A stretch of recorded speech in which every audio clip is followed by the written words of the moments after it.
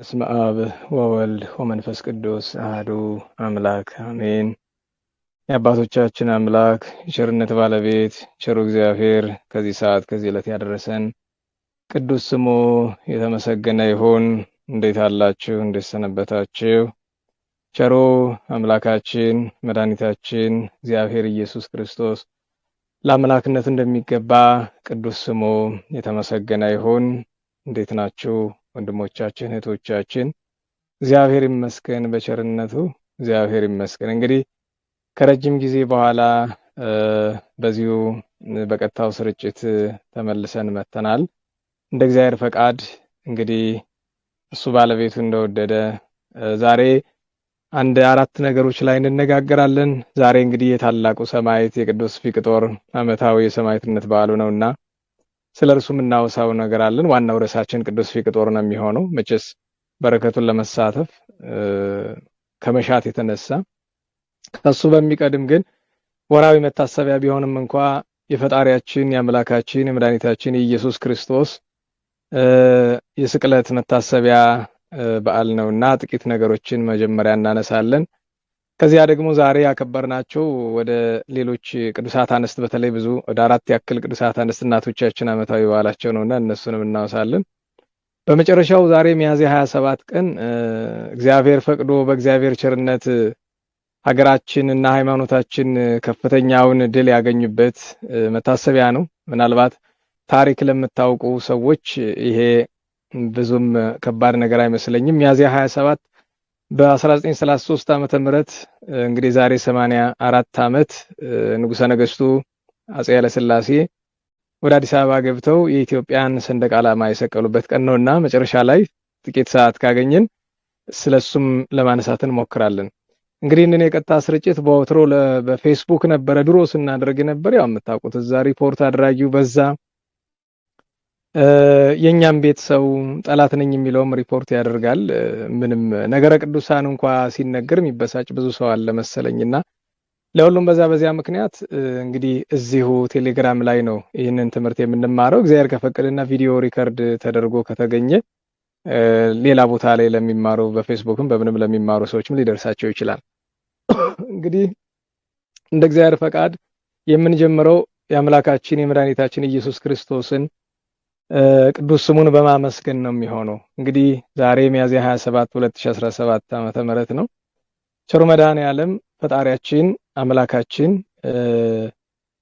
ስለኛ ሲል እኛን ለማዳን ከሰማያት ወርዶ ከመቤታችን ከቅድስት ድንግል ማርያም በሕቱም ድንግልና ተጸንሶ በሕቱም ድንግልና ተወልዶ ተሰዶ አድጎ ተጠምቆ አስተምሮ ታምራት ሰርቶ ጊዜው ሲደርስ እንደዚህ ባለው ቀን ጥንት ከብዙ ዘመናት በፊት መድኃኒታችን ለእርሱ የማይገባ ለኛ ሲል ግን ባደረገው ሕማም መከራ ሞትን የተቀበለበት ቀን ነውና ሁልጊዜ በየጉባኤው ለምትማሩ ወንድሞቻችን ማስታወሳችሁ ነገር እዚህም ድጋሚ ለማስታወስ እወዳለሁኝ። አንድ ክርስቲያን በፈጣሪው ሕማማት ላይ የሚቀልድ መሆን የለበትም። በፈጣሪው መከራ ላይ አንድ ክርስቲያን የሚባለው የጌታችን ኢየሱስ ክርስቶስ ሕማሙ ሲገባው ነው። አሁን ያለነው በበዓለ ሃምሳ ነው። የትፍስሕት ጊዜ ነው። ያም ሆኖ ግን የፍስሐ ጊዜ ነው ማለት የጌታችን ሕማም እንዘንጋው ማለት አይደለም። ምክንያቱም የትንሣኤው መሰረት ሕማሙ ነው። ጌታችንን ተነሳ ለማለት ሞተ ማለት ይቀድማል። ሞተ ለማለት ሰው ሆነ ማለት ይቀድማል። ስለዚህ የጌታችንን ሰው መሆን ሳንረዳ ሕማሙን ሳንረዳ ትንሣኤው ሊረዳን፣ ትንሣኤውን ሳንረዳ ዳግም ምጽአቱ ሊረዳን አይችልም። ስለዚህ እነዚህን ነገሮች አደራ እንላቸዋለን። ሰማዩን ምድሩን በመሃል እጁ የያዘ እግዚአብሔር ወልድ ጊዜው ሲደርስ ከመቤታችን ከቅድስት ድንግል ማርያም ሰው ሲሆን የእርሱን ትሕትና የእመቤታችንን ገናና ክብር ያላወቀ እርሱ ክርስቲያን አይደለም። አሁን በቅርብ ጊዜ ብዙ ምን ሰማው ነገር አለ አይደለም? ስለመቤታችንም ስለ ቅዱሳንም ብዙ ነገር ይባላል። በነገራችሁ ላይ ለመጀመሪያው ጊዜ ምናልባትም ባለፉት 10 ዓመታት ውስጥ በተለይ ኢንተርኔት ከመጣ በኋላ ኢንተርኔት ላይ ሁሉ ሰው ተጠቃሚ ከሆነ በኋላ ለመጀመሪያው ጊዜ ሁሉም ኦርቶዶክሳዊ አስተማሪዎች እኩል የመለሱለት ጉዳይ በቅርብ ጊዜ የተፈጠረው ነው። እመቤታችን ድንግል ማርያም ላይ አንድ ሰውዬ የማይገባ ነገር ተናገሩ። ለዛ ሁሉም የተማሩ ሰዎች ከመደበኛው ሰባኪ እስከ ጉባኤ መምህራን ድረስ ሁሉም ሰው መልስ ሰጥተዋልና ይሄ ያስደስታል። ምክንያቱም ቅድም ነግሬያቸዋለሁ፣ ጌታ ለቁርጥ ፍርድ ይመጣል። ጌታችን ለቁርጥ ፍርድ ሲመጣ ግን ያኔ ምን እንደሚደረግ እንዲገባን መጀመሪያ የጌታን ትንሣኤ መረዳት አለብን። ትንሣኤ ዘጉባኤን ለመረዳት የጌታችን የኢየሱስ ክርስቶስን የመድኃኒታችንን ትንሣኤ መረዳት አለብን። ትንሣኤውን ለመረዳት ሕማሙን ሞቱን መረዳት አለብን። ሕማሙን ሞቱን ለመረዳት ሰው መሆኑን መረዳት አለብን። ሰው መሆኑን ለመረዳት እመቤታችንን መረዳት አለብን። እመቤታችንን ምን እንደሆነች፣ ክብሯ ምን እንደሆነ፣ ገናንነቷ ምስጢሩ ምን እንደሆነ መረዳት አለብን እና አይታችሁ ከሆነ ከመድኃኒታችን ጋር ጠብ ያለባቸው ሰዎች እመቤታችን ጋር ነው የሚጣሉት። ምክንያቱም መገለጫው በቃ እርሷን ላቲ ስብሐት አላመሰግንም ማለት ልጇን አላመሰግንም ማለት ነው። እርሷን አላከብርም ማለት ልጇን አላከብርም ማለት እና በእውነቱ አስደስቶናል። ስለ እመቤታችን ድንግል ማርያም ክብር ሁሉም ሰው ለምን ኢትዮጵያውያንን አነሰም በዛም ክፉም ብንሆን በእመቤታችን ላይ የማይገባ ነገር ሲነገር አንታገስም። ነገር ግን እንዲህ ካልኩ በኋላ ይሄንን መልካም ነገር አድንቄ ግን ወባይቱ ቦዝ አሐይሰከ እንዳለው በቅዱስ ዮሐንስ ራእይ ከሰባቱ አብያተ ክርስቲያናት ለአንዱ ኤጲስቆጶስ ጌታችን በዚህ ነገር አመሰግናለሁ፣ ነገር ግን የምነቅፍብህ ነገር አለኝ እንዳለው ወንድሞቻችን እህቶቻችን፣ በተለይ አገልጋዮች፣ በተለይ አስተማሪዎች የተደረገው ነገር ጥሩ ሆኖ ሳለ ነገር ግን የነገሩን ምንጭ ወይ አልተረዳችሁትም ወይ አውቃችሁታል ማለት ነው። ማለት ለሰውየው ምላሽ በመስጠት ችግሩን አትፈቱትም። ሰውየው ችግሩ አይደለም። ሰውየው ከችግሩ ተፈናጥቆ የመጣ አንድ ፍንጣቂ ነው። መሰረቱ ይሄ ሰው አይደለም። የዚህ ችግር የሱ ንግግር ምክንያቱም ይሄ በነገራችሁ ላይ እንዲህ አይነት ሪአክሽን እንደሚመጣ ጠፍቶት አይደለም ሰውየው የተናገረ። ሆን ብሎ አስቦ ተዘጋጅቶ አቅዶ ነው። እዚህ በፊት ስናገር ብዙ ሰው ይቃወመኛል። ይሄ ነገር የታሰበበት ለብዙ 10 ዓመታት የተሰራበት ነው። ሰርተው የሆነ ደረጃ ላይ መድረሳቸውን ሲገምቱ ያወጡታል አደባባይ። ሲያወጡት ታዲያ በተራ ሰው ይሞክሩታል ብሎ ምእመን በሆነ ሰው ወይ በሰባኪ ወይ ዘማሪ ነኝ በሚል ሰው ይሞክሩታል። ከዛ በጣም ሙቀት ሲሰማቸው ደግሞ በጳጳስ ደረጃ ይሞክሩታል። እና አሁንም እኔ ምንም ነገር ሲሰራ እየታየኝ አይደለም። ለሰውየው ምላሽ የተደከመውን ድካም ስመለከተው ምንም ለውጥ አያመጣም።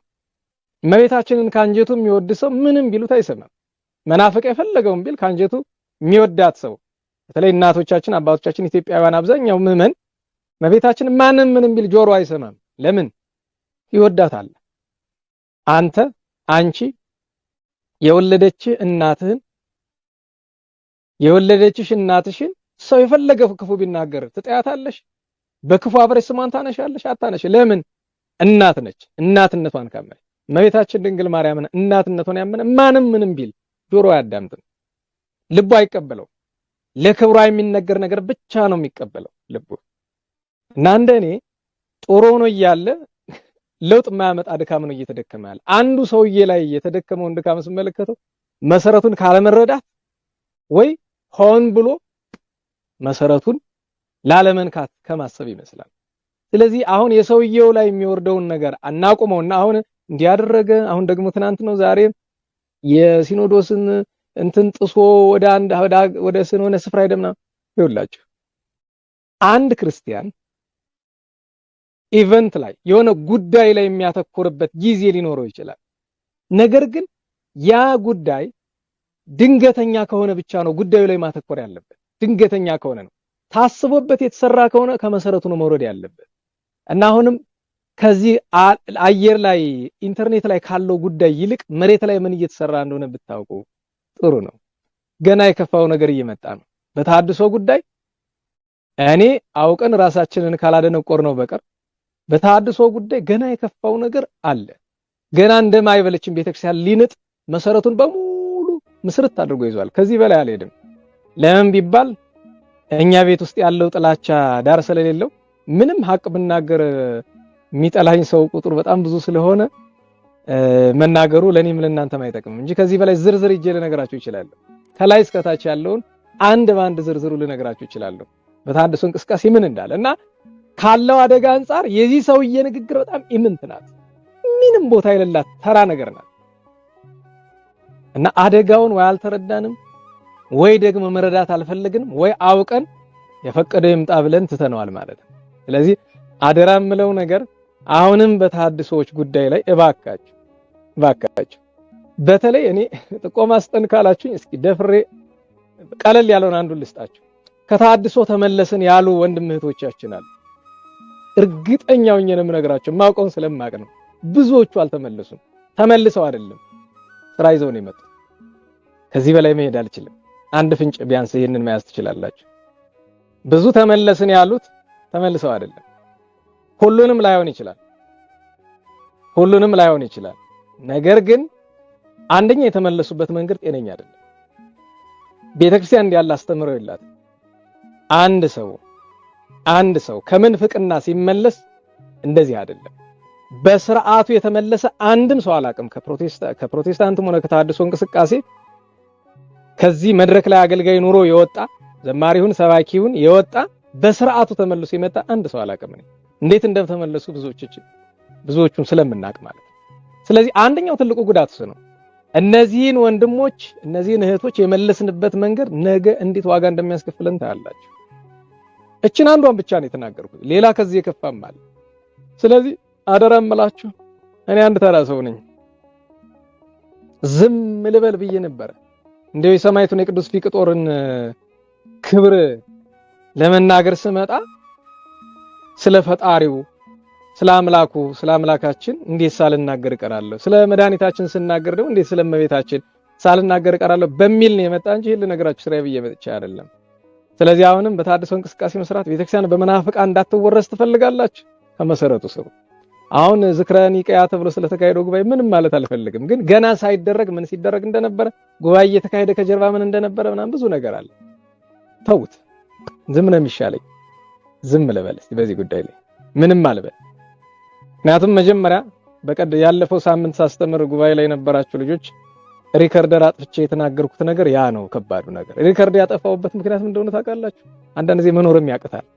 ሰው ጥላቻ ከመብዛቱ የተነሳ ከላይ እስከታች ለዛ ነው በቃ ይገባቸዋል ብዬ ለማስባቸው ለጥቂት ሰዎች ሪከርደር አጥፍቼ አላቅም። እኔ አልፎ ካልሆነ እንደዛ አድርጌ እስከመናገር ደርሻለሁ። ቤተክርስቲያን ላይ ያለውን አደጋ ብናገር አብዝቶ የሚጠላኝ አብዝቶ የሚሳደበው ሰው ለቤተክርስቲያን አስባለሁ የሚለው ሰው ባዩ ማለት።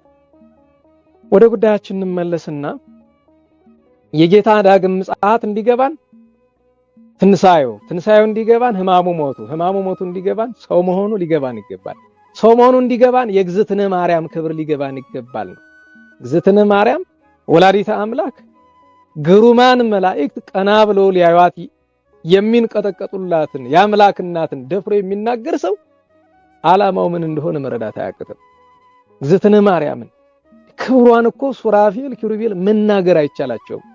የሱራፌል የኪሩቤል አንደበት ክብሯን ለመናገር መጠን የለውም፣ አይመጥንም። እንኳን የኛ የቆሻሾቹ ማለት ነው ለማመስገን እንኳን ክብሯን ለመናገር እንኳን ማለት ነው።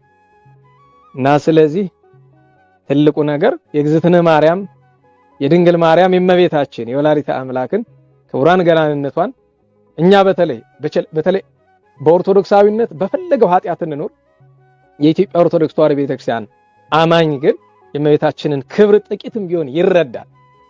ከማንም ምንም ቅራቅንቦ አይሰማም።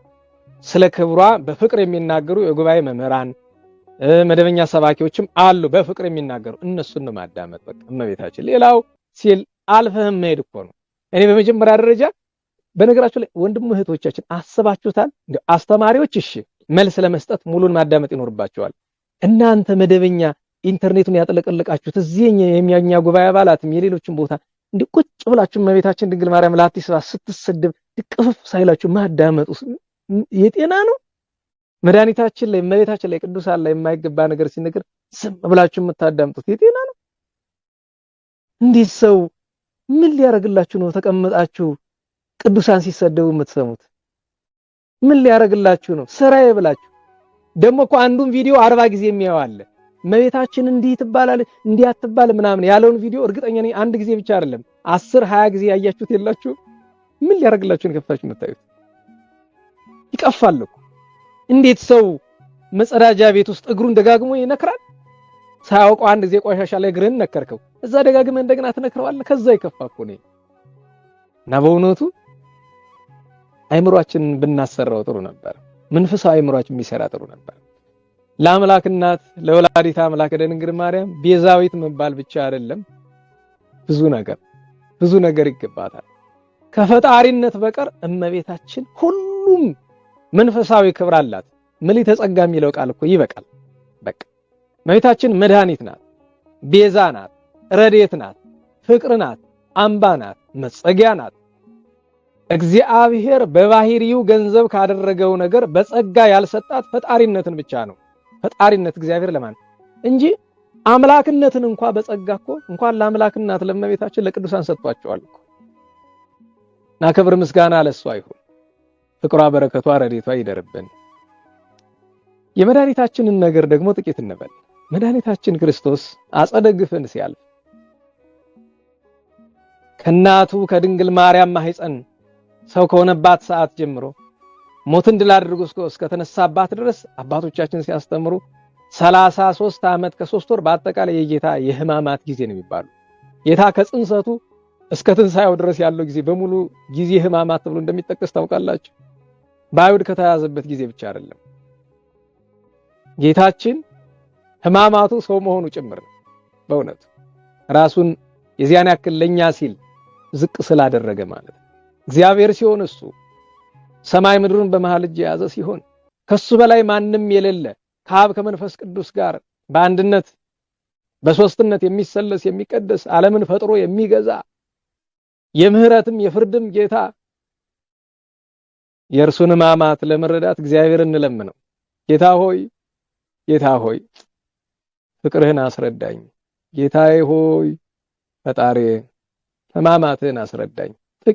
ጥቂት የእንባ ዘለላ፣ ጥቂት ከልብ ሕማምህን አስቦ ማዘን፣ ጥቂት ሕማምህን አስቦ አመፀኛ ከመሆን ለመዳን፣ ኃጢአት ከመስራት ለመዳን፣ የጸጸት ልቦናን ገንዘብ ለማድረግ፣ ለወገን ለመራራት፣ ለሃይማኖት ለመቆርቆር ያንተ ፍቅር ያንተን ሕማም መረዳት ያስፈልጋልና ጌታ ሆይ ይህን ስጠኝ ብሎ መለመን ያስፈልጋል። ከሕማሙ ከሞቱ ከትንሣኤው ከርገቱ ከዳግም ምጽአቱ በረከት ያሳትፈን። ቸር መድኃኔዓለም ይማረን። ሰሞኑን በተነሳው ውዝግብ ውስጥ ብዙ ሰው ያልተመለከተው መናፍቃኑ አሽልከው ካስገቡት ነገሮች መካከል አንደኛው ቅዱሳንን መሳደብ ነው። ቅዱሳንን ሲሳደቡ ሰምቻለሁኝ። ክብር ምስጋና ለእነርሱ ይሁንና ለቅዱሳን። ይኸውላችሁ ቅዱሳንን የማያከብር ሰው እመቤታችን የማያከብር መድኃኔዓለም ክርስቶስ እግዚአብሔርን ማክበር አይችልም። መሰረቱ እነሱ ናቸው። ባለቤቱ ምን አለ? ዘኪያክሙ ተወክፈ ኪያየ ተወክፈ፣ እናንተን የተቀበለ እኔን ተቀበለ። ወዘኪያየ ተወክፈ ተወክፎ ለዘፈነወኒ፣ እኔን የተቀበለ የላከኝን ተቀብሏል አለ። ቅዱሳንን ማክበር ሃይማኖታዊ ግዴታ ነው። አክብረናቸው ልንጨምርላቸው ይመስላችኋል? ዛሬ ቅዱስ ፊቅጦርን አክብረን ልንጨምርለት ይመስላችኋል? ልንጨምርነት ነው ወይ? አይደለም። እኛ እንድንከብር ነው። እኛ ጸጋውን ክብሩ እንድንወርስ ነው ወገኖቼ። ስለኛ ክብር ነው እንጂ ቅዱሳንን አከበርናቸው አላከበርናቸው ምን እንጨምርላቸዋለን? ምንስ እንቀንስባቸዋለን? ምንም። ስለዚህ ቅዱሳንን ማክበር እንማር እስቲ ወገኖቼ። ኢትዮጵያውያን በጣም የምንታወቀው ከዓለም ለየት ያለ ለምሳሌ ቅዱሳንን በማክበር ደረጃ በእምነት ውስጥ ለምሳሌ በክርስትና ውስጥ በእምነት የማይመስሉን እንኳን ትንሽ ካቶሊኮችም ምስራቆችም ጎበዞች ናቸው። በዚህ ግብጾችም እንደዛ ጎበዞች ናቸው። እንደ ኢትዮጵያ ኦርቶዶክስ ተዋሕዶ ቤተክርስቲያን ግን ቅዱሳንን አክባሪ ሕዝብ በታሪክ አለ ብዬ ለመናገር እቸገራለሁ። ዛሬ ግን እኔ እንጃ ዛሬ ገድላትን የሚነቅፉ ሰዎች ብዙ ሆነዋል። ብዙ ናቸው። በቃ በስጋዊ በደማዊ ጭንቅላት እየተመራመሩ ከዚህ ገድል ላይ ይሄ ስህተት ነው፣ ከዚህ ገድል ላይ ባለፈው እንኳን እገሌ ያልልም በትልቅ ደረጃ ያሉ ሰው የታተሙ ገድላትን ሲነቅፉ ስመለከት አረ በሞቴ መጀመሪያ አንብቧቸው እንደ በሞቴ ያንን የተናገሩ ትልቅ አባት በጵጵስና ደረጃ ያሉ አባት እባክዎ እንደው ልጋብዞት ይቅርታ፣ በጣም ሊቅ ነው ታውቃለህ፣ በሁሉ ነገር ትልቅ ሰው ነው ታውቃለሁኝ። እኔ አንድ ተራ ውዳቂ ሰው ነኝ፣ ግን እንደ በሞቴ በህትመት ደረጃ ያሉ በመቶ የሚቆጠሩ ገድላትን መጀመሪያ እንደው ቢያነቡልን ጥሩ ነበረ። አንደኛ ነገር። ሁለተኛ ነገር በቤተክርስቲያናችን ገድላት፣ ድርሳናት፣ ተአምራት እና መንፈሳዊ መጻሕፍት በየሰው እጅ የሚታተሙበት ምክንያቱ ምንድነው? የማን ጥፋት ነው? የህዝቡ ጥፋት ነው? ማዕከላዊ ያሰራራልን እንዴ? በእውነት ተአምረ ማርያምን ያክል መጽሐፍ እንኳን ማንም ያሳተመው ግለሰብ አይደል? በነገራችሁ ላይ የትንሣኤ ቀን ተአምረ ማርያም ከተነበበ በኋላ ከዚያው ከአገልግሎቱ ተአምረ ማርያምን ይዤ ገባሁኝ እና የእመቤታችን ተአምር ሳነብ ቆይቼ ስገለብጠው ከጀርባ ፎቶ አለው፣ የሰው ፎቶ እና ሳየው ያሳታሚው ነው ገብረስላሴ ብርሃኑ ዘብሔረ አክሱም ነው ምናምን ይላል። የሚገርማችሁ የሱ ፎቶ የሚገርመው ነገር ከጫፍ ከጫፍ የሚገርመው ነገር ያውም ከተአምሩ ጀርባ ቀደን እንኳን እንዳንጥለው ከተአምሩ ጀርባ ከማውጫው ላይ ተለጥፎ ግጥግጥ ብሎ እንደ የእመቤታችን ስዕል በትንሹ ነው ያለች፣ የሰውየው ስዕል ግን በትልቁ ከጠርዝ ሞልቷል። በሱ ስገረም ቀጥሎ ምን እንዳለ ታውቃላችሁ? የሙሉ ቤተሰቡ ፎቶ፣ የሴት ልጆቹ ፎቶ ታምረ ማርያም ላይ ሴት ልጆቹ ሱሪ ለብሰው አስቡት። ሴት ልጆቹን ሱሪ አለብሶ ፎቶ አንስቶ ታምረ ማርያም ላይ አትሞታል። የዚህ ጥፋት የማን ነው? እኔ በሰውየው አልፈርድም። ነጋዴ ነው፣ ሸቃጭ ነው። ገንዘብ እስካገኘለትና ዝና እስካገኘለት ድረስ ምን ጨነቀው? እሱ የሚፈልገው ገንዘብ ነው አይደል? አግኝቶበታል።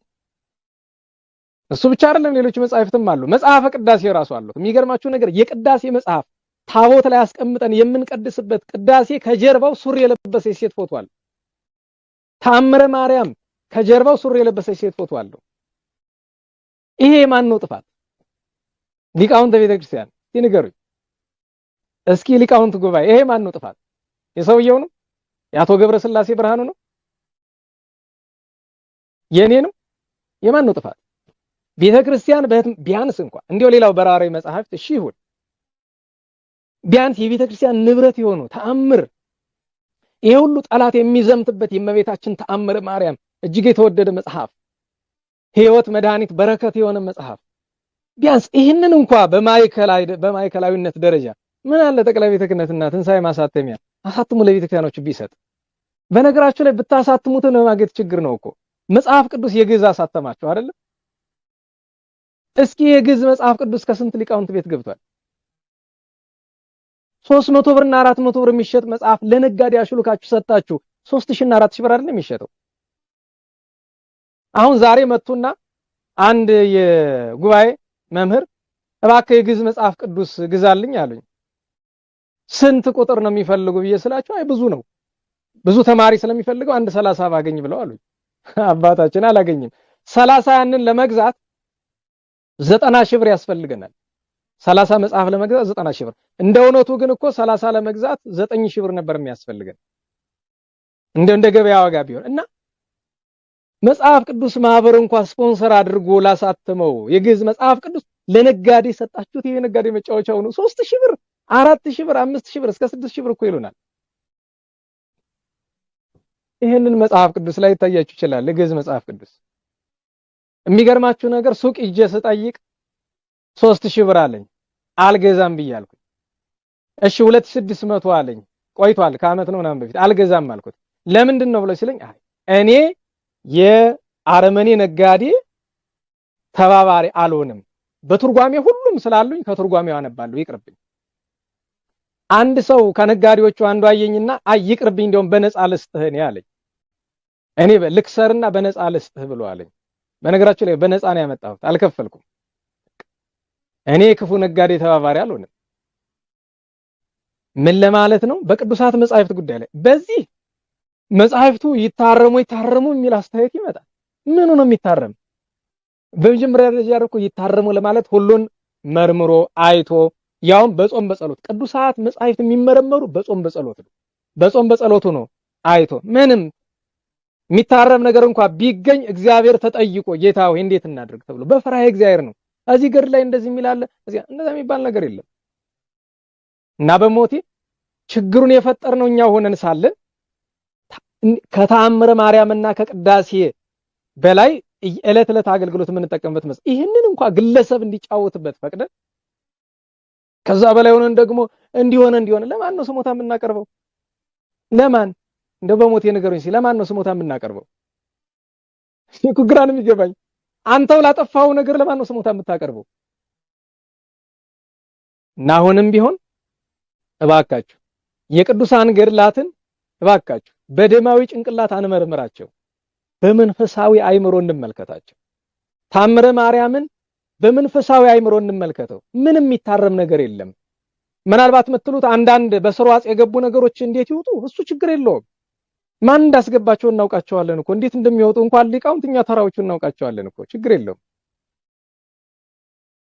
ያ ግን ታምረ ማርያምን ችግር አለበት ተብሎ ግን ሊያስነቅፈው የሚችል ነገር አይደለም።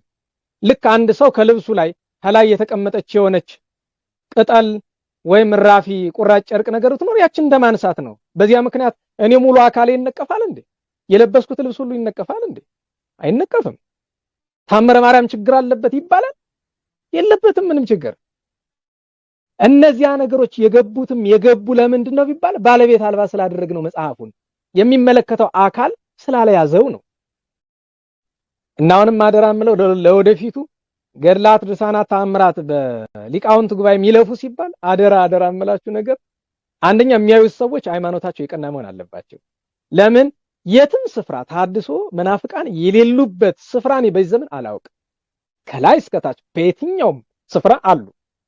ከማስረጃ ጋር እነግራቸዋለሁ። የትም ስፍራ ስላሉ እኔ ሊቃውንት ጉባኤ መርምሮ አወጣው ስለተባለ ብቻ ለመቀበል እንቸገራለን።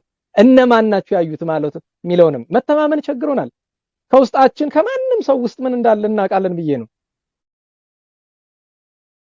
አንዳንድ ሰዎች ሲኖዶስ እንዲህ ስላለ ተቀበል፣ ሊቃውንት ጉባኤ እንዲህ ስላለ ነው። እነማን ናቸው ነው? ለምን ጳጳስሙ ነው መናፍቅ አለ አይደለም? የትኛው መናፍቁ ነው ወይስ ንጹህ ጳጳስን የተናገረው? አስረዱን መጀመሪያ። ከሊቃውንት ጉባኤ ውስጥም ቢሆን ማን ምንድነው የምታውቁት ታውቃላችሁ። ሁሉ ነው ባልልም እንኳን ብዙ ስጋት አለብን። አደባባዩ ተንነጋገረው ከተባለ ምን እንነጋገረው ብዙ ነገር አለ። ስለዚህ ቅዱሳት መጻሕፍት በማዕከላዊነት ይውጡ፣ ትልቅ ነገር ነው፣ የተገባ ነገር ነው። ግን እዛ ውስጥ ማዕከላዊነቱ ግን የሚሰሩት ሃይማኖታቸው የቀና በጉባኤ ቤት የዋሉ ንጽህና ያላቸው።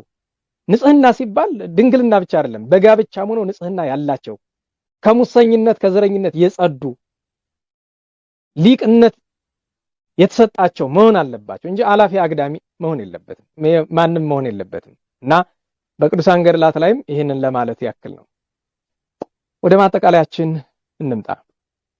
እሱም ስለ ቅዱስ ፊቅጦር መነጋገር ነው። የቅዱስ ፊቅጦርን ገድል ሁለት ገድል አለው ቅዱስ ፊቅጦር፣ አጭሩና ረጅሙ። አጭሩ በመጠን የተዘጋጀች ብራና አለች፣ ከሷ ተቀድቶ የታተመ አለ። ረጅሙ አለ፣ ከሱ ተቀድቶ የታተመ እንደዚሁ ከብራና ተቀድቶ የታተመ ሁለት ገድል ነው ገበያ ላይ የሚገኝ። በብራናም ያለ እኔም ማውቀው ሁለት አይነት ገድል ነው። ሁለት አይነት ማለት ግን አጭርና ረጅም ነው እንጂ ልዩነት ያለው ማለት አይደለም። አጭሩና ረጅሙ ገድል ይባላል። አጭሩ በአጭር የተጻፈ ነው። እንግዲህ በጣም አጭር የሚባለው ስንክሳር ላይ ያለው ሐሳብ ነው እና ገድለ ሰማዕታት ላይ ያለው እሱ አጭር ነው። ቀጥሎ ያለው አጭሩ ገድል ነው። በሶስተኛ ደግሞ ረጅሙ ገድል አለ፣ የተሟላ ነገር የያዘው ማለት። የቅዱስ ፊቅጦርን በገድሉ የተጻፈውን ገድል በሙሉ እዚህ ለመተረክ ሰዓትና ጊዜ አይበቃንም። ስለዚህ የሚሻለን ነገር ምንድነው? ከቅዱስ ፊቅጦሩ ሕይወት ውስጥ ምን እንማር? ከኛ ዘመን አንጻር ይሄ ታላቅ ቅዱስ ከሰማዕታት መካከል ገናና የሚባሉ እግዚአብሔር የመረጣቸው አንድ 7 ያክላሉ የተለዩም ያሉ የሚባሉ ከቅዱስ ጊዮርጊስ ጀምሮ ለአለቅነት እግዚአብሔር የመረጣቸው ከፍተኛ ክብር እግዚአብሔር የሰጣቸው እነሱም ከፍተኛውን ገድል የተጋደሉ እግዚአብሔርም ከፍተኛውን ክብር የሰጣቸው ሰማዕታት አሉ። ከነሱ አንዱ ቅዱስ ፊቅጦር ነው። የዚህን ቅዱስ ታሪክ ለመተረክ ጊዜ አይበቃንም። ግን ከዚህ ቅዱስ ሰማዕት ከፊቅጦር ሕይወት ውስጥ ምን እንማር፣ ከሱ ገድል ውስጥ ምን እንማር የሚለውን 1 2 3 4 ብዬ ከፋፍዬ ባጭር እንመልከት። የመጀመሪያ የሚጀምረው ነገር ቅዱስ ፊቅጦር የተወለደ ከአረመኔ አባትና ከክርስቲያን እናት ነው። አባቱ አረመኔ ነው፣ እናቱ ክርስቲያን ናት። አባቱ ርማኖስ እናቱ ማረታ ይባላሉ። ሀገሩ አንጾኪያ ነው፣ ሶሪያ። አሁን እንኳን አንጾኪያ ቱርክ ውስጥ ነው ያለችው። እዚህ ላይ እንድናየው ያስፈልገኝ ነገር እናቱ ቅድስት ማረታ 30 ዓመት ሙሉ ልጅ አልነበራት። ድፍን 30 ዓመት ልጅ አልነበራት።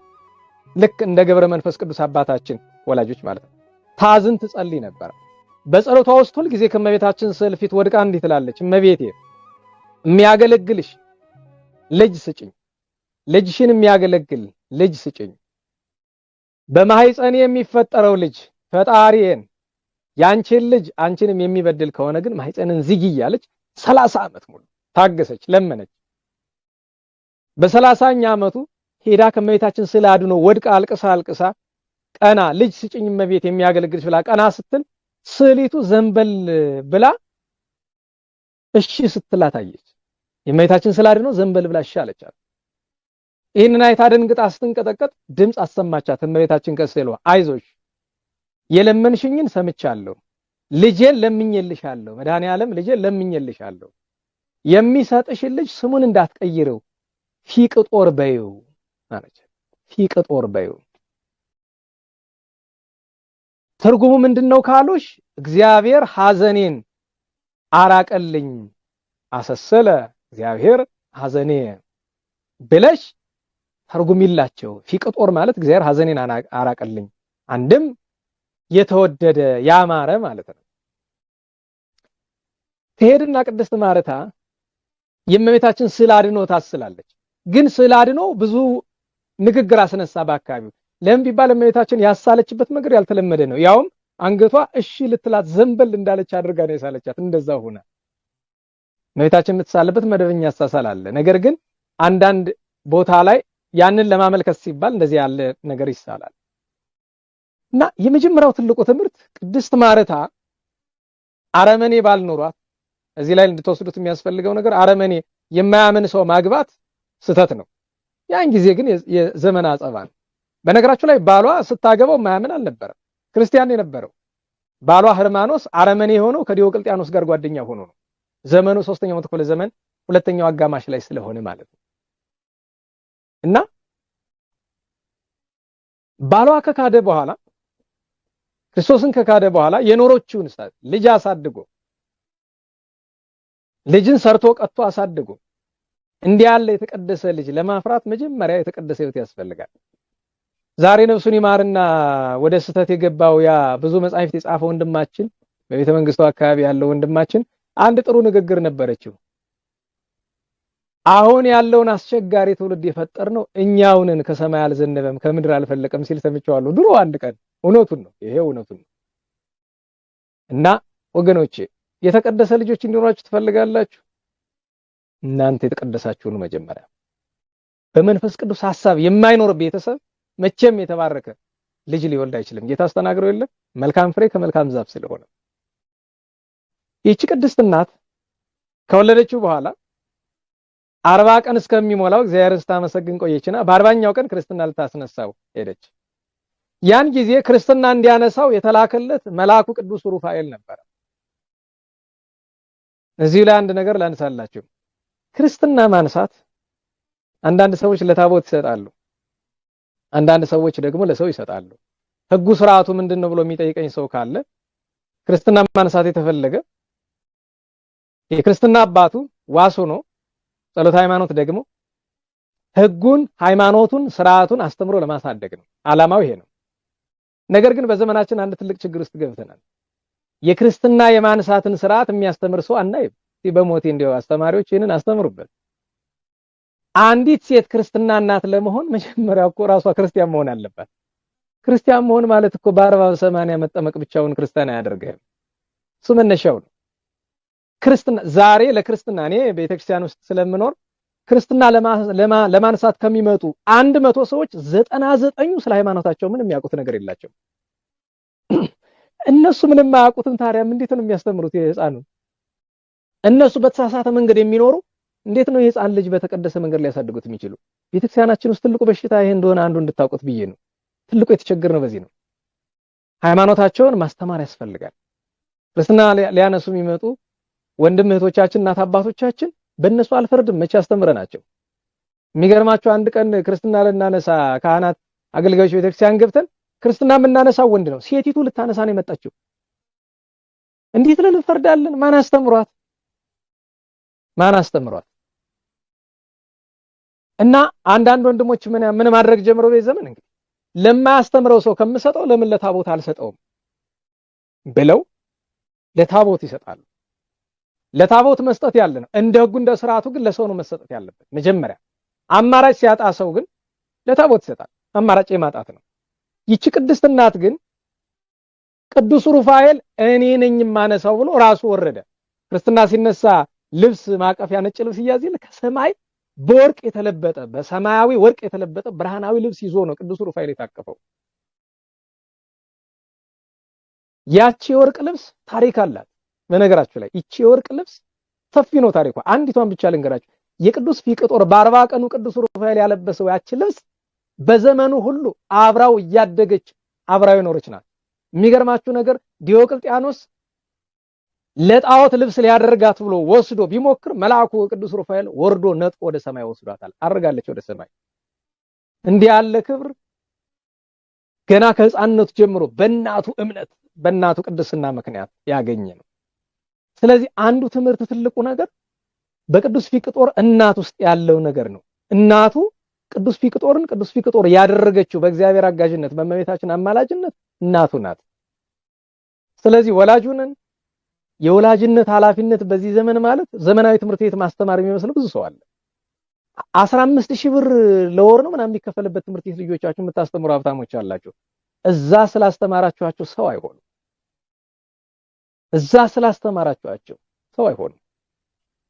መጀመሪያ ከትምህርት ቤትም ስትመርጡ እኔ በነገራችሁ ላይ በጣም ዘመናዊ የሚባሉ ትምህርት ቤቶች ጋር ከምታስተምሯቸው የመንግስት ትምህርት ቤት ይሻላል። በሁለት ምክንያት። አንደኛ እዛ የሚማሩት ነገር ጥሩ አይደለም። እንግሊዘኛ ያውቁልናል ብላችሁ ዘመናዊ ትምህርት ቤት የምታስገቧቸው ሰዎች ምን እንደሚያስተምሯቸው እናውቃለን። እኔ ዘመናዊ አስኳል አስተማሪ ነኝ። በአንደኛው ሙያዬ ምን እንደሚያስተምሩን ያውቃለሁ። ልጆቻችሁን ቅንጣት ታክል ስነ ምግባር የሌላቸው አድርገው ነው የሚያሳድጉላችሁ። ሁለተኛው ጉዳት እናንተ ለልጆቻችሁ ትምህርት 10-15000 ብር ስትከፍሉ የሚበላው አጥቶ በየጎዳና የወደቁት ህፃናት አምላክ እናንተ ላይ እኛ ላይ ይፈርዳል። አዎ የሀብታም መጠቀሚያ አድርገነዋል። ልጅ ማሳደግ ምን እንደሆነ ቁጭ ብለን ብናስብ ጥሩ ነበር። አንደኛው ትምህርት ይሄ ነው ባጭር። ሁለተኛው ቅዱስ ፊቅጦርን ስትወልደው እናቱ ተስላ ነበር።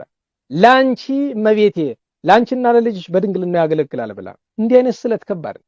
ብዙዎቻችሁ እንዲህ አይነት ስለት የምታውቁ በልብ ወለድ ነው አይደል? ፍቅር እስከ መቃብር ላይ እንደዛ የበዛበት ታሪክ ያ ፈጠራ ነው፣ ተረት ነው። ግን ችግሩን ግን ማሳየት ይችላል። ሰውን ከልብ ወለድ ተማሩ አይደለም። ግን አንዳንድ ጊዜ ስንሳል ነገን ታሳቢ ማድረግ አለብን። በተለይ በእጃችን ቁጥጥር ውጭ ከእጃችን ቁጥጥር በሆነ ነገር መሳል ብዙ ሰው በዚህ ዘመን ከሚያናግሩኝ ነገሮች አንዱ እመነኩሳለሁ ብዬ ተስዬ ነበር አልችላልኩ ምን ላድርግ? ምንድነው መፍትሄው? እስቲ በሞቴ እንደው መፍትሄ እኮ አለው፣ ግን ቀላል አይደለም መፍትሄው። የቺ ቅድስት እናት ግን ይሄንን የተሳለች ተስላ ዝም አላለችም። ልጆቻችሁን ለእግዚአብሔር እንሰጣለን ብላችሁ ከተሳላችሁ ለእግዚአብሔር እንደሚገቡ ከዓለም ቆሻሻ መጠበቅ ግድ ነው። ከዓለም ቆሻሻ ጠብቃ በ7 ዓመቱ ዳዊት እንዲማር አድርጋ መዝሙረ ቅዱስ ዳዊት የቤተክርስቲያን አገልጋይ ያደረገችው። በ20 ዓመቱ የሮም መንግስት የምስራቁ የሮም መንግስት የሰራዊት አለቃና በመንግስቱ 3ኛ ሚኒስተር ተብሎ ተሾመ። አስቡት ዛሬ የቤተክርስቲያን አገልጋይ የነበሩ ልጆች ስልጣን ሲያገኙ ቤተክርስቲያንን እንዴት እንደሚያደርጓት እያያችሁ ነው። ለምን ይመስላችኋል? ድሮ የነበሩበትም ነገር ክርስትና ስላልነበረ ነው። ምን ያው እዚህ ቁም የምለፈልፈው መለፍለፍ ብቻ ስለሆነ ክርስትናው በተግባር ስለሌለ ማለት ነው። 30 መጽሐፍ ጻድቅ አያደርግም። ለዛ ነው የምታዩት ገብቶ አንዳንድ ሰው እንደዚህ ያለ አረመኔነቱ ሲገባ ስታዩ ትጠራጠራላችሁ አይደል? ትናንት የሰበከን ሰው ይሄ ነው እንዴ ብላችሁ ሁሉ ለምን ብትባሉ መሰረቱ ድቡሽት ነው። በኮክ በአለት በጭንጫ ላይ የተመሰረተ ስላልነበረ ነው። ለዛ ነው ሰዎች ገንዘብና ስልጣን ሲያገኙ ዛሬ በተመልሰው ቤተክርስቲያን ጠላት ሲያገኙ ብቻ አይደለም ቤተክርስቲያንን ከሚሸጧት ብዙ አገልጋዮች መካከል ቀላል የማይባሉት ምክንያታቸው ምንድነው? ገንዘብና ስልጣን ፍለጋ ነው። ጠላት ደግሞ ይሄንን ስለሚያውቅ ስልጣን ወይ ገንዘብ ባፍ ያጎርስና ያዘጋል አፍህን። ቅዱስ ፊቅጦር አድጎ የሰራዊት አለቃ ሲሆን አብሮ ምን ጀመረ? ለየት ያለ ገድል ጀመረ። ስልጣን፣ ገንዘብ፣ ዝና የመሳሰለው ነገር ሲመጣ አብሮ የጀመረው ነገር ምንድነው? መንፈሳዊ ገድል። ራሱን ከስጋ ከለከለ። ስጋ አይበላም፣ ወይን ጠጅ አይጠጣም፣ የሚያሰክር ነገር አይቀምስም። ውሎ አንድ ማዕድ ብቻ ነው የሚቀምስ። አንደኛው ይሄ ነው። ይሄ የግሉ የራሱ ክርስትና ነው። ቀጥሎ ምን ያደርጋል?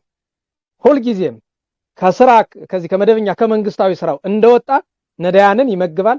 የታሰሩ ሰዎችን ሄዶ እግራቸውን ያጥባል። እንግዲህ አስበው ቅዱስ ፊቅጦርን ለየት የሚያደርገው ነገር ምን እንደሆነ እንድናቅ ትምህርትም እንዲሆነን ነው። አስባችሁታል? በሮም መንግስት ማለትም የዓለምን ግማሽ በምትገዛው በዛ ዘመን በነበረችው የሮም መንግስት ውስጥ የሰራዊት አለቃ የመንግስቱ ሶስተኛው ባለስልጣን ከዲዮቅልጥያኖስ ምስራቁን ሮም ከሚገዛው ከዲዮቅልጥያኖስ በስልጣን ሶስተኛ ደረጃ ላይ ተቀመጠ። ሶስተኛው ሚኒስተር ሆነ። የፈለገውን ማዘዝ የሚችል ሰው፣ በየመንገዱ የሚሰገድለት ሰው ነው። ነገር ግን ወይን አይጠጣም፣ ስጋም አይበላም፣ ውሎ አድማ አንድ ማዕድ ብቻ ነው የሚቀምሰው። ጸሎት ተግቶ ነው የሚያድር። ነዳያንን ይመግባል። እስረኞችን እየሄደ እግራቸውን ያጥባል፣ አካላቸውን ይንከባከባል። ልክ ዛሬ ወንድማችን ብንያም እንደሚያደርገው አይነት ደግነት ማለት ነው። እንደዚህ ያደርግ ነበር።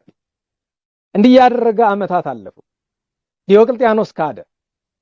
ብዙ ችግር ተፈጠረ። አመጽ መጣ። በዚህ ጊዜ ቅዱስ ፊቅጦር የመጀመሪያ ጠቡ የነበረ ለጣዖት መስገድ ሲጀምር መጀመሪያ የተጣላ ከገዛ አባቱ ጋር ነው። ለምን? አባቱ ጣዖት አምላኪ ነው። ጌታችን ከኔ ይልቅ አባቱን እናቱን የሚወድ ለኔ አይገባውም ያለውን ቃል አስታውሶ አባቱን ገሰጸው፣ መከረው። አልሰማው አለ። ተጣሉ። የጣዖት ደብዳቤ መጥቶ ለጣዖት ስገዱ የሚለው ደብዳቤ ሲነበብ ተበሳጭቶ ቆሻሻ ይሄ ያላለ ሰዎች የተጸዳዱበትን ቆሻሻ ሰብስቦ ወስዶ አጵሎን ከሚባለው ጣዖት ከላይ በመሰላል ወጥቶ ካናቱ ላይ ነው የደፋበት። ለምን ይመስልሃል? ወንድ እናቱ የወለደችው ነው። ክርስቲያን ይላል። ይሄ ነው። ስለ ክርስቶስ ፍቅር ቀናኢ ነበር። እንዲህ ያደረገ ተገዳደረው። ኋላ ታሪኩ ብዙ ነው። ዲዮቅልጥያኖስ አስቀርበው። ዲዮቅልጥያኖስ አስቀርቦ ይኸውልህ እኔ እወድሃለሁ፣ ስልጣንም እጨምርልሃለሁ፣ በመንግስት የሶስተኛውን ከሆነ ሁለተኛ አደርግሃለሁ፣ አትቸገር፣ ግን አለ ለጣዖት ስገድ፣ የፈለከውን ልስጥህ ብሎ አለው። ያንተ ስልጣን ያንተ ገንዘብ ካንተና ከአባትህ ከዲያብሎስ ጋር ገደል ይግባ ብሎ የነበረውን ነገር በሙሉ ይሄ መታጠቂያው ምኑን አውልቆ ወረወረለት። አባቱ ተበሳጭቶ ከነህይወቱ ጉድጓድ ውስጥ ቀበረው። የገዛ አባቱ እንደገና ከዚያ አወጡት። ከአንጾኪያ ወደ ግብጽ እስክንድሪያ ለስቃይ ወደ ሄርሜኔዎስ መኮንን ሲላክ እናቱና የቅዱስ ገላውዲዮስ እህት እየተከተሉ ያለቅሱ ነበረ። ዞር ብሎ አንድ ነገር አላቸው። እናቴ አንቺም እህቴ አደራ እላችኋለሁ፣ የታሰሩትን፣ የታመሙትን፣ የተራቡ የተጠሙትን፣ በእኔ ስር የተዳደሩ የነበሩትን በሙሉ አደራ፣ እሱ ሞተ ተብሎ እንዳይራቡ፣ እንዳይጠሙ፣ እንዳይቸገሩ አደራ ብሎ አደራ ሰጥቷቸዋል። መሰረታዊ ትምህርት እዚህ ላይ ነው። አይውላችሁ በሮም መንግስት ዘመነ ሰማዕታት ሲጀመር በጣም አቅም ያላቸው ጉልበት የነበራቸው ሰዎች ነበሩ። ያን መከራ ማስቆም የሚችሉ በስጋዊ አይን ብናየው ዲዮቅልጥያኖስን መክስሚያኖስን መግደል የሚችሉ ስልጣኑን ገንዘብ ማድረግ የሚችሉ አቅም ያላቸው ክርስቲያኖች ነበሩ። 1 2 3 4 ብለን ምን ቆጥራቸው እጅግ ዓለም የፈራቸው ዓለም የሚንቀጠቀጥላቸው ጀግኖች ቅዱስ ፊቅጦር፣ ቅዱስ ገላውዲዮስ፣ ቅዱስ አውሳቢዮስ፣ ቅዱስ መቃርስ፣ ሶስቱ ቴዎድሮሶች፣ ቴዎድሮስ ወልደ ፋሲለደስ፣ ቴዎድሮስ በናድሊዮስ እና ቴዎድሮስ ሊቀ ሰራዊት ቅዱስ አባዲር፣ ቅዱስ ዮስጦስ፣ ቅዱስ አቦሊ እነዚህ ዋኖቹ እነ ቅዱስ እስጢፋኖስ ሁለተኛው። ነገር ግን መከራው ሲመጣ ቅዱስ ፋሲለደስ ሁሉን ሰበሰባቸውና እግዚአብሔርን እንጠይቃለን። ጌታ ሆይ ፈቃድህ ምንድነው? መከራው ሲመጣ ተሰብስበው እነዚህ ጉልበተኛ ናቸው፣ መልካም ክርስቲያኖች ናቸው፣ አቅሙ አላቸው፣ ሀብቱም አላቸው፣ ስልጣኑም አላቸው፣ ጉልበቱም አላቸው፣ ሁሉም አላቸው። ጌታ ሆይ ፈቃድህ ምንድነው? ምን እናድርግ ንገረን ብለዋል። ቅዱስ ፋሲለደስ እነዚህን ሁሉ መርቶ ጌታችን ተገልጾላቸው እናንተ መጀመሪያ ምን ትሻላችሁ አላቸው። ጌታ መድኃኔዓለም እግዚአብሔር የሰውን ፈቃድ ያከብራል። እናንተ ምንድነው ፈቃዳችሁ አላቸው። እኛማ ስለ ስምህ መሞት ነው የምንፈልጋሉ። ፈቃዱን የጠየቁበት ምክንያት ምንድነው ቢባል አንዳንድ ሰማዕትነት አያያዙን ካለማወቅ ሰማዕትነት በሚል ሰበብ ክርስትናውን ሊያጠፋው ይችላል። ደጋግሜ እንደምናገራችሁ ሰሜን አፍሪካ አካባቢ ከግብጽ በቀር ክርስትና የጠፋ ለምንድን ነው? መካከለኛው ምስራቅ ላይ በተለይ እነ ሳውዲ፣ እነ ኦማን፣ እነ ካታር፣ እነ የመን እነዚያ ውስጥ አልፎ አልፎ ቢኖርም እንኳን ክርስትና ለምንድን ነው የጠፋ? ምስራቁ ዓለም ላይ ለምንድን ነው ክርስትና የጠፋው? ደቡብ ኤዥያ ላይ፣ ደቡብ ምዕራብ ኤዥያ ላይ፣ ቻይና ውስጥ ክርስትና እንዴት የጠፋ ይመስላችኋል? እነዚህ በሶቪየት ዩኒየን ውስጥ ከነበሩት መካከል በዚህ በዩኤስኤስአር በታችኛው ክፍል የነበሩት 10 ምናምን ሀገራት ውስጥ ክርስትና ለምን የጠፋ ይመስላችኋል? መከራውን ያጠፋው በእውነቱ። ነገር ግን መከራውን እንዴት መያዝን ለዛ ነው ሰማዕታቱ ጠየቁ። ክርስትናው እንዳውኑ ዘመን ነው። እንዳውኑ ዘመን ክርስትና ሊጠፋ ዓለም ላይ አንዣቧል አይደል? ክርስትናን የሚያጠፋ አካል ደግሞ የዘንድሮ ክርስትና አጠፋፉ ምንድነው? በቀጥታው ሳይሆን ክርስትና ነው እዛው ውስጥ እንዳለ እንዲጠፋ ማድረግም ጭምር ነው። አይ እናንተማ ከወደዳችሁት እኔ ሰማዕትነት ፈቃዴ ነው አላቸው ጌታችን። በቃ ፈቃዴ ከሆነ ቤተክርስቲያንን ጠብቅ ጌታ ሆይ፣ እኛ ግን ቀድሞ በፈረስ አንገት በጦር አንደበት ሀገራችንንም ሃይማኖታችንንም ተከላክለናል። እነዚህ በሙሉ ሃይማኖት ሲነካ ቅድም የጠቀስኩላችሁና ሌሎች ሰራዊቶቻቸው ሃይማኖትና ሀገር ሲነካ እግዚአብሔር በሰጣቸው ኃይል በሀብቱም በንብረቱም በጉልበቱም በጦሩም በፈረሱም ታግለዋል። ጊዜው ሲደርስ ደግሞ አሁን ቤተክርስቲያንን የምንጠብቃት በደማችን ነው ብለው ደም ለማፍሰስ ነው የገቡት። እና ትልቁ ትምህርት መውሰድ ያለብን ነገር ከቅዱስ ፊቅጦር ነገርኳችሁ። ስልጣን እንደምን እንዳላበላሸው ራሱን እንዴት ከዚህ ቆሻሻ ዓለም ቅዱስ ጴጥሮስ በግብረ ሐዋርያት ምዕራፍ 2:37 ጀምሮ እንደምትመለከቱት ከዚህ ክፉ ዓለም ራሳችሁን አድኑ ብሎ አዲስ አማኞች እንደመከራቸው ከዚህ ክፉ ዓለም እንዴት ራሱን እንዳዳነ ተመልከቱ። በዚህ ዘመን የኢትዮጵያ ኦርቶዶክስ ተዋሕዶ ቤተክርስቲያን ትልቁ ችግር የገንዘብ እጥረት የሚመስለው ብዙ ሰው አለ አይደል? ቤተክርስቲያናችን የገንዘብ እጥረት የለባትም። የሀገሪቱ ሀብት ቢሰላ ቁጥሩ ቀላል የማይባለው ከግማሽ በላይ የሆነው ሀብት የሚገኘው በክርስቲያን በኦርቶዶክሳውያን እጅ ነው። ትልቁ ችግር ግን ምንድነው? ገንዘቡን የያዙት ሰዎች ክርስቲያኖች አይደሉም፣ የስም ክርስቲያን ብቻ ናቸው። ትልቁ ችግር እሱ ነው። እኛ የገንዘብ ችግር አለም ያለበት ገንዘብ እንዴት መያዝ እንዳለብን ያላወቅነው። ለዚያ ደግሞ ምስክሩ ቤተ ክህነቱን እዩት።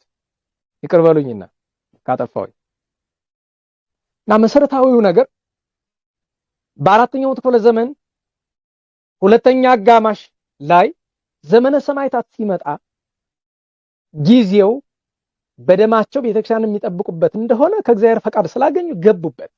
እነ ቅዱስ ፊቅጦር ያደረጉት እሱን ነው። በቻሉበት ጊዜ በሙሉ ተከላከሉ ሀገራቸውን፣ ሃይማኖታቸውን። ጊዜው ሲደርስ ደግሞ ራሳቸውን ለዚህ ያዘጋጁ። ዛሬም እንዲህ ያለ ሰው ነው የሚያስፈልገን።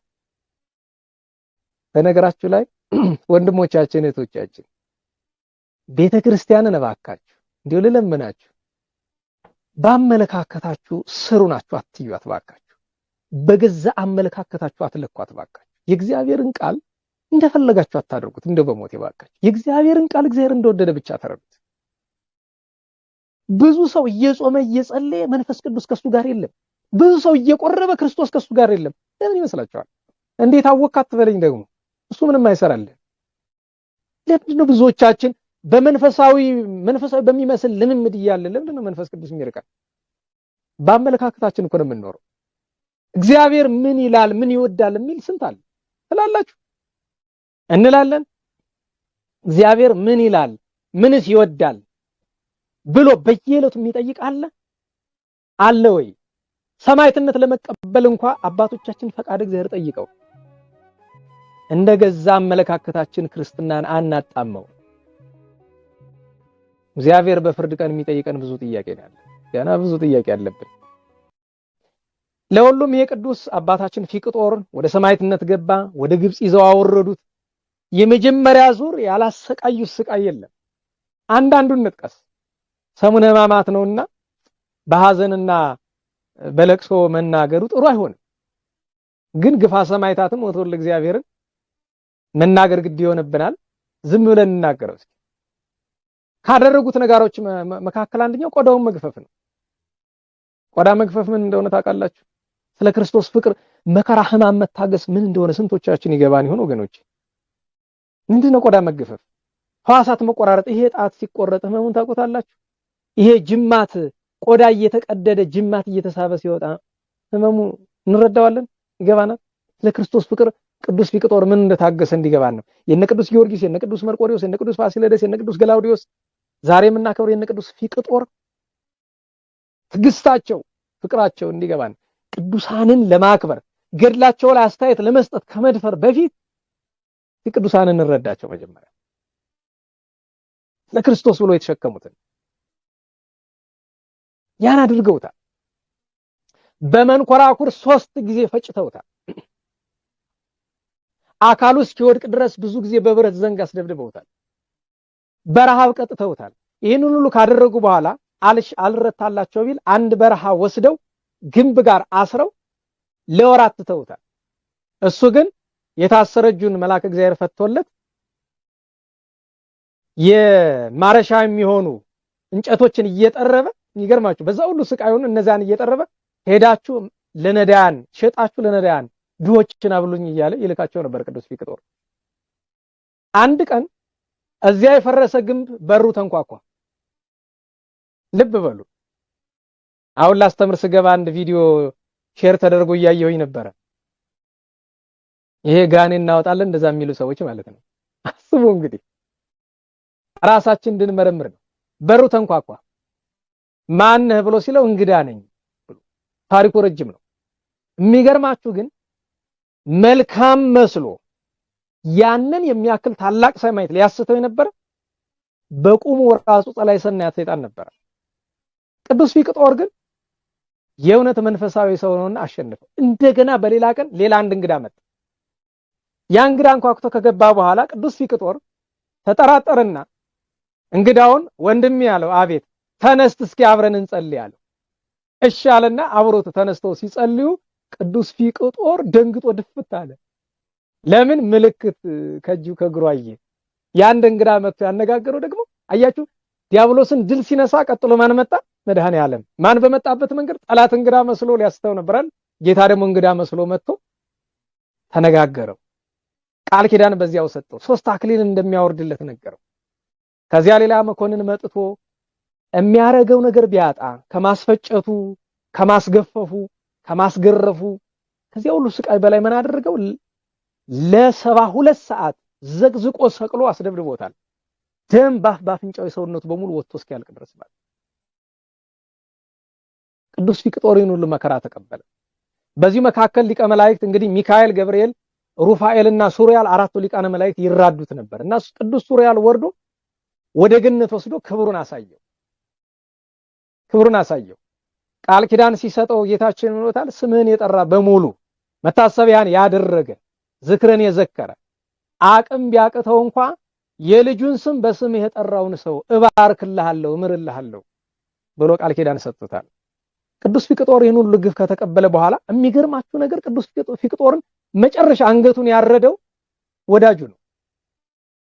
ይሄን ታሪክ አንድ አርኬ በመጥቀስ ልንገራችሁ።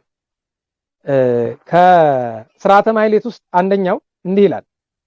ዘቴዎድሮስ ቅንዋተ የአንጾኪያ ሰማዕታትን ክብር ተናግሮ ልመና የሚያቀርብ ነው። ዘቴዎድሮስ ቅንዋተ በ153 ችንካር የተቸነከረ የቴዎድሮስን ችንካር አስብ። ወዘገላውዲዮስ ርግዘተ በጥቁር ጦር ጎኑን የተወጋ ገላውዲዮስንም አስብ። ዘፊቅጦር ወዘፋሲለደስ ከመ እንተ ፈረስ ተለጉሞተ። ይሄንን ነው እንግዲህ ቅዱስ ፊቅጦርና ፋሲለደስን ከአንጾኪያ ግብጽ ሲያወርዷቸው እንደ ፈረስ አፋቸውን ለጉመው ነበር። ለእግዚአብሔር ፍቅር ተለጉመዋል። የሚገርማችሁ አፉን ለጉሞ ይዞት የወረደው ሰው ወዳጁ ነው። ነገር ግን ወዶ አይደለም፣ ክርስቲያን ነው በልቡ። የሚገርማችሁ በወቅቱ አባ ኖባ ወይም ኖዳና ሶሲማ የሚባሉ የቅዱስ ፊቅጦር ወዳጆች ነበሩ። አባቱ እርማኖስ ዲዮቅልጥያኖስ ዘንድ ገባና ፊቅጦርን ማሳመን ከፈለክ አባ ኖባና አባ ሶሲማን ጥራቸው፣ እነሱን ይሰማቸዋል፣ እንደ ነፍስ አባቱ ናቸው አለው። እነሱን ሲያስፈልጋቸው ጠፉ። ለምን? ለጊዜው መከራ የሚሸከሙበት ትከሻ የላቸውም። ደግሞ ለኃጢአተኛ ለክፉ ለአረመኔ ንጉስ መታዘዝ አልፈልጉም። ወደ ህንድ ነው ጠፍተው ሄዶ በብትውና ይኖሩ። እግዚአብሔርን ለምነው ቅዱስ ፊቅጦር በሚሰዋበት ቀን የልብ ጭካና ሰጥቷቸው መጥተው አብረው ተሰውተዋል። ይሄኛው አንደኛው ጓደኛው ግን ሐሪዮን የሚባለው አንደኛው ጓደኛው ግን ለጉሞ ይዞት ወረደ። ለምን ቢባል ቅዱስ ፊቅጦር ነው፣ ግድ የለም እሺ በለኝ አድርገው ይለዋል። አብሮት በመከራ ሁሉ ነበር። መጨረሻ ላይ ሊታረድ ሲል ገዳይ ተብሎ የተመረጠ ይሄ ወዳጁ ነው፣ የቅዱስ ፊቅጦር ገዳይ ተብሎ የተመረጠ። አለቀሰ፣ ከፊቱም በርኩ፣ እኔ አልገልህም፣ እኔን ይግደሉኝ እንጂ አንተን አልገልህም አለ። ቅዱስ ፊቅጦርን ግን ምን አለው? አይዞ ይሄ ነገር የአምላክ ፈቃድ ነው። እኔ ከተሰዋው በኋላ አንተም ስለምትሰዋ እኔን ሰዋና የታዘዝከውን ፈጽምና እኔን ገንዘህ ከቀበርከኝ በኋላ አንተም ትሰዋለህ ትከተለኛለህ ብሎታል። ቢያርገው ቢሰራውም ቢያለ አልቅሶ መጨረሻ ላይ እንባው እንዲየወረደ አጽፋ መጥቶ የቅዱስ ፊቅጦርን ራሱን ሸፍኖ ፊቱን ዙሮ ነው አንገቱን የቆረጠ። ኋላ ግን እሱም ተከትሎት ለክብር በቅቷል። አሁን ወደ ማጠቃለያችን እንምጣ። ማጠቃለያችን ምንድነው? ሶስተኛው ምዕተ ክፍለ ዘመን መጨረሻ ላይ የነበረው ችግር አሁን ያለችውን ዓለም ይመስላል። ለየት ያለው የዚያን ጊዜው ዓለም በዘመናዊነት ደረጃ ሲታይ እንዳሁኑ ዓለም ክፋት ከአንድ ጥግ ቶሎ የሚደርስበት ጊዜ አይደለም። ለየት ያለ ነው ያሁኑ ጊዜ። ነገር ግን ክርስቶስ ሁሉ ጊዜ ክርስቶስ ነው። መጽሐፍ እንደሚል ቅዱስ ጳውሎስ እንደነገረን ጌታችን ትናንትም ዓለም ሳይፈጠር ዛሬም በማይከል ዓለም ነገም ከዓለም ህልፈት በኋላ አይለወጥም። እግዚአብሔር አይለወጥም። እግዚአብሔር ካልተለወጠ እኛ እንደ ትናንቱ መሆን ምን ያቅተናል? እንደ ትናንት አባቶቻችን ለመሆን ምንድነው የሚያቅተን? ቅዱስ ፊቅጦርን ይህን ያክል ያጸናው ምንድነው? ቅዱስ ፊቅጦር ብረት ነው? ከአለትን የተሰራ ሰው እኮ ነው፣ እንደኛ ስጋና ደም ያለው። ምንድነው ያጸናው? ቅድም ነግሬያቸዋለሁ። ከመሰረቱ እናቱ የሰራችው ስራ፣ ኋላ ራሱ ደግሞ ዓላማ ይዞ። ዓላማችን ምንድነው? ቤተክርስቲያናት ዓላማችን በነገራችሁ ላይ በዚህ ዘመን የማይነገድበት ነገር አለ። የቅዱሳን ሰማዕታትን ዜና እየጻፋችሁ እንኳን ገንዘብ እየወሰዳችሁ ፎቅ የምትሰሩ ሰዎች እኮ አላችሁ። አሁን ይሄ ጥሩ ነው? በጻድቃን ገድል የጻድቃንን ገድል እያሳተመ እኮ ፎቅ የሚሰራ ሰው አለ። የእግዚአብሔር ቃል ሰብኮ በሰበከው የእግዚአብሔር ቃል እኮ ሀብታም የሆነ ሰው አለ። የገንዘብ ሀብታም የሆነ ሰው ደሃ እያለቀሰ እሱ ሲዝናና ሲንፈላሰስ የሚሆን ይሄ እንደ ቅዱስ ፊቅጦር አይደለም። እንጃ ከባድ ነው። ስለዚህ ክርስትና ከክርስቶስ ከመድኃኒታችን ከሃይማኖታችን ከቤተክርስቲያናችን ከሰማያዊት ርስት ከእግዚአብሔር የሚበልጥ ነገር እንደሌለ ማመን ነው። ማመን ሲባል በከንፈር አይደለም፣ በተግባር ነው። በተግባር ነው። እንደ ቅዱስ ፊቅጦር ድሃ እያበሉ ጦም ማደር ነው። እንደ ቅዱስ ፊቅጦር በስልጣን ላይ ሆኖ እንደ ተራሰው ማሰብ ነው። እንደ ቅዱስ ፊቅጦር ለታሰሩ ማዘን ነው። እንደ ቅዱስ ፊቅጦር ለድሃ መራራት ነው። ከዚያ የሚያደርሰው እሱ ነው። ቅዱስ ፊቅጦርን ያስጨከነው ከክርስቶስ የሚበልጥ ነገር ስለሌለው ነው። እና ዛሬ ቤተክርስቲያን ለነገ ትውልድ እግዚአብሔር ፈቅዶ ነገ የሚባል ትውልድ ካለ ለነገው ትውልድ እንድትቆይ ከፈለግን ብንነቃ ጥሩ ነበረ። ሃይማኖት ቤተክርስቲያን ከዚህ በላይ ባይጎዱ ጥሩ ነው። ብንነቃ ደስ ይለኛል። ሁሉም ቻናል አለው፣ ሁሉም ሰባኪ ነው፣ ሁሉ ዘማሪ ነው፣ ሁሉ የራሱ መነጽር አለው። በሞቴ እባካችሁ ቤተክርስቲያንን በመነጽር አንያት፣ በመጽሐፉ ብቻ እንያት፣ በእግዚአብሔር አይን እግዚአብሔር በፈቀደው መንገድ ብቻ እንያት። ሁሉ በናሱ መነጽር እያያት ነው። ህጉን እንደፈለገው ስርዓቱን እንደፈለገው አናጣመው ባካችሁ። እንግዲህ እግዚአብሔር አምላካችን የቅዱስ ፊቅጦርን በረከት ያሳድርብን። በዚህ ዕለት አብራው የተሰዋችው ለሁለት የሰነጠቋት ቅድስት እስጢፋና፣ ይህንን ቅዱስ ያሳደገች ቅድስት ማረታ በኋላም ስጋውን ከግብጽ ለማምጣት ብላ ያን ሁሉ ስቃይ የተቀበለች እናቱ ናት። ሌላኛው አቡነ ሐራ ድንግል ሲያርፉ ከጎናቸው የነበረች ታላቂቱ ጻድቅ እናታችን ቅድስት አመተ እግዚእ ታላቁን የደብረ ሐራይ ክዋውን አቡነ ገብረ ናዝራዊን የወለደችው እናታችን ቅድስት ክርስቶስ ክብራ ገዳማዊት መናኝ ናት። አባ ኖባ ሶሲማ አመታዊ በዓላቸው። ታዲያ ማጠቃለያችን ምንድነው ካላችሁኝ ቅድም እንዳልኳችሁ ሚያዝያ 27ን እናንሳ። ዛሬ ሀገራችን ከውርደት መልሳ ቀና ያለችበት ቀዳማዊ ኃይለ ሥላሴ የኢትዮጵያን ሰንደቅ ዓላማ የሰቀሉበት ቀን ነው። ይህ ሀገርም ሃይማኖትም ነው። ታስታውሱ ከሆነ በ1928 ሚያዝያ 27 ቀን የፋሽስቱ ሰራዊት አዲስ አበባን ሲይዝ የፖለቲካ ዓላማ ብቻ አይደለም የነበረው። ቫቲካን የነበረውት ፖፕ ፒዩስ 11ኛ ጦር ሰራዊቱን ምን ብለው እንደላኩት ታሪክ ያነበባችሁ ሰዎች ታውቁታላችሁ። የ5 ዓመት ወረራ የሃይማኖት እንደነበር የምታውቁት እስከ 1 ሚሊዮን የሚደርስ ኦርቶዶክሳውያን ተገለዋል ይባላል። ከ3000 እስከ 5000 የሚደርሱ አብያተ ክርስቲያናት ተቃጥለዋል። ብዙ መነኮሳት ብዙ ካህናት ታርደዋል። ግን አንድ ቁም ነገር ልንገራችሁ። በ5 ዓመት ወረራ ለኢትዮጵያ ለሀገርና ለቤተክርስቲያን ከባዱ ፈተናም እንደነበር ታውቃላችሁ። ፋሽስት አይደለም፣ የጣሊያን ሰራዊት አይደለም። ከባዱ ፈተና ማን እንደሆነ ታውቃላችሁ? ባንዳው። በተለይ ቤተ ክህነት ውስጥ የነበረው ባንዳ ካለ ሀገር መቼም አይቀናት። ባንዳ መኖር አይደለም ችግሩ፣ ባንዳ እንዳለ እያወቀ ለመኖር ሲል ተለጣፊ ባንዳ የሚሆን ደግሞ ግድ ይልሻል። ባንዳውን እያየ ቤተክርስቲያን ውስጥም ሀገር ውስጥም ባንዳውን እያየ ምንም ችግር የለውም ብለህ ካልክ አንተም ተለጣፊው ባንዳ። ቀዳማዊ ኃይለ ሥላሴ ከተመለሱ በኋላ እኒያን የሚያክል ትልቅ መሪ ባንዳን ማራቅ ስላልቻሉ መጀመሪያ በእንግሊዝ መንግስት በኋላም እስከ 1953 ከዛ በ1953 የተፈጠረውን የታህሳስ ነገር ታውቃላችሁ። ያ ሁሉ ነገር እኒያን ታላቅ ንጉሠ ነገሥት ገዝግዞ አልገባቸውም እንጂ መጀመሪያ 1928 ላይ ያን ፈተና ያመጣውን ነገር ንጉሱ የተረዱት አልመሰለኝም። ከይቅርታ ጋር እሳቸውን የምናገርበት ምንም አቅም የለኝም። በጣም ታላቅ ሰው ናቸው። ግን ለኛ ትምህርት እንዲሆን ነው እንጂ እኔ እንደኔ ባለ ተራ ሰው አፍ ተከፍቶ የሚጠሩ ሰው አይደሉም። ቀዳማዊ ኃይለ ሥላሴ ግርማዊ ቀዳማዊ ኃይለ ሥላሴ እንደኔ ባለ ተራ ሰው። ግን እኔ ማዳላት አልወድም። በጣም አክባሪያቸው ስለሆንኩኝ ልተው አልችልም። የ1928 ችግር የመጣ በእሳቸው ክፍተት ነው። አሁን የታሪክ ጊዜያችን ስላልሆነ ዝርዝር ውስጥ አንገባም። ግን ከ5 ዓመት በኋላ ተመልሰው ሲመጡ ሌላ ችግር ጨመሩበት እንጂ የተማሩበት አልመሰለኝም። ኢትዮጵያን ዛሬ ወደምናውቀው መከራ እንድትገባ ቀዳዳው የተከፈተው ይዛን ጊዜ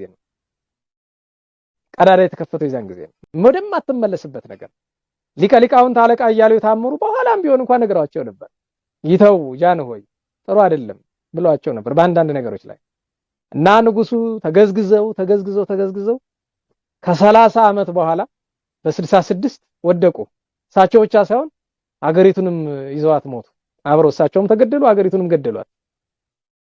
አዝናለሁ እንዳልኳችሁ እንዲህ ያለ ትችት ባላቀርብ ጥሩ ነበር።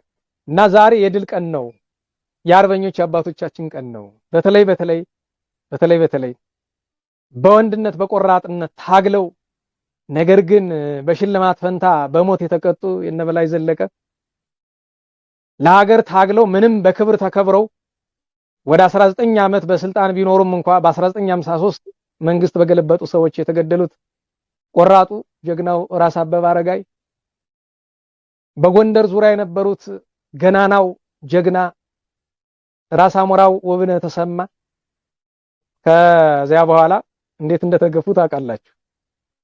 እነ ገሪማ ታፈረ፣ ጋሽ ገሪማ ታፈረ፣ ቄስ ገሪማ ታላቁ አርበኛና ደራሲ የፕሮፌሰር ኃይለ ገሪማ አባት፣ እነዚህ ሁሉ ጀግኖች፣ ሌሎችም በደቡብም በምስራቁም በምዕራቡም የነበሩ ጀግኖች ነበሩ፣ ቆራጥ ወንዶች ነበሩ። ከባንዳውም ከጣሊያንም ተዋግተው ታግለው ደም አፈሰው በማይመጣጠን ሰራዊትና በማይመጣጠን ጉልበት በማይመጣጠን ጦር መሳሪያ ድል አድርገው ነው ዛሬን የድል ቀን የሰጡን። እና አርበኞችን ካላከበርን አርበኛ መፍጠር አንችልም። በሃይማኖት ትምህርት መካከል ያስገባውበት ምክንያት ምንድነው? ጦርነቱ የሃይማኖትም ጭምር ስለነበረ ታውቁታላችሁ። የሀገሪቱን ህዝብ በጎሳ ከፋፍሎ ዛሬ ያለው ቆሻሻ አዘቅት ውስጥ የከተተው ጣሊያን ነው። ክርስቲያንና ሙስሊሙን ለማጣላት አማራ፣ ኦሮሞ፣ ትግሬ እያለ አማራና ኦርቶዶክስ የሚባል ጥሉ እያለ ይሰበክ የነበረበት በገሃድ የዛን ጊዜ አይደል የተጀመረ ገሃዱ ጦርነት አማራና ኦርቶዶክስ የሚባል ጠላት ተብሎ መሰበክ የተጀመረ እኮ በ5 ዓመት ወረራ ነው አይደል? ዛሬም እሱ ዘፈን ያለ አይደል? አገር የሰራን ህዝብ እና ሃይማኖት መጥላት የተጀመረ ያን ጊዜ ምን በደለው ወደ ወገኔ ከሌሎች ጎሳዎች ወንድሞቹ ጋር ሆኖ ሀገር በዋነኝነት የሰራ እኮ ይሄ ህዝብ ነው። የት ትደርሳለህ? ታሪክ ነው፣ ልትፈቀው አትችልም። ልታከብረው ነው የሚገባ። እኔ አማራ፣ ኦሮሞ፣ ትግሬ ብዬ ማለት አልፈልግም፣ ግን ነጥለህ ስትለው ግን ታሪክ ነውና ለምን እክደዋለሁ? ይህችን ሀገር ሰርታ ያኖረች በደሟ በትከሻዋ ተሸክማ ያኖረች ኦርቶዶክስ ቤተክርስቲያን ናት። ማክበር ባትችል እንኳን አፍክን ዝጋ። እምቢ ብትል ደግሞ ዛሬ ሰነፍ ትውልድ ኑሮ ነው ህዝቡና ሃይማኖቱ ላይ የሚጫወት ሰዎች የበዙ አይደለም። ነገ እግዚአብሔር ሱሪ ታጠቀ ያመጣል። ያን ጊዜ መግቢያህን እንጃ። ዋናው ትልቁ ነገር ዛሬ በነጻነት በድል ቀን በአርበኞች በአባቶቻችን ቀን እንዲህ ያለውን አጭር መልእክት ማስተላለፍ ይገባል ብዬ ነው። እግዚአብሔር አምላካችን በ5 ዓመት ወረራ ደማቸው የፈሰሰ ወንዱም ሴቱም ትልቁም ትንሹም ሁሉንም ደማቸው የፈሰሰውን በሙሉ ደማቸውን የሰማዕታት ደም አድርጎ ለክብሩ ለመንግስቱ ያብቃልን። በአርበኝነት ኖረው በኋላ በ66ቱ መፈንቅለ መንግስት በ53ቱም በ66ቱም የተገደሉት በኋላም ንጉሠ ነገስቱ ቀዳማዊ ኃይለ ሥላሴ ተገለዋልና የእሳቸውንም የሌሎችንም ነፍስ ቸሩ መድኃኔዓለም ይማርልን፣ በቸርነቱ በረፍተ ገነት ያኖርልን። የሰማዕቱ ቅዱስ ፊቅጦር በረከቱ የእመቤታችን ጣዕመ ፍቅሯ የቅዱሳንን በረከት ያሳደረብን። አጭር ማጠቃለያ ይህንን ሁሉ የተናገርኩትን ሁሉ ስናገር የተናገርኩበት ምክንያት አንድና አንድ ስለኛ ህይወት ስለ ሀገርና ስለ ቤተክርስቲያን ነው እንጂ በግል ማንንም ለመንካት አይደለምና ቅር የሚለው ሰው ካለ ከልቤ ይቅርታ ጠይቃለሁ። ማንንም ለመጉዳት አስቤ የምናገረው ነገር ስለሌለኝ ድጋሚ እንዲያዘ ባለ መልእክት ለመምጣት ደግሞ ገና ብዙ ጊዜ ስለሚወስድብኝ ነው ዛሬ ብዙ ነገሮችን የተናገርኩት። የእግዚአብሔር ቸርነቱ የእመቤታችን የቅድስት ድንግል ማርያም ጣዕመ ፍቅሯ የቅዱሳን ሁሉ በረከት ይደርብን፣ በቸር ያቆየን፣ ዘመኑን የሰላም የምህረት ያደርግልን። ስብሐት ለእግዚአብሔር ልዑል ወለወላዲቱ ድንግል ወለመስቀሉ ክቡር ጾሳይል አሜን።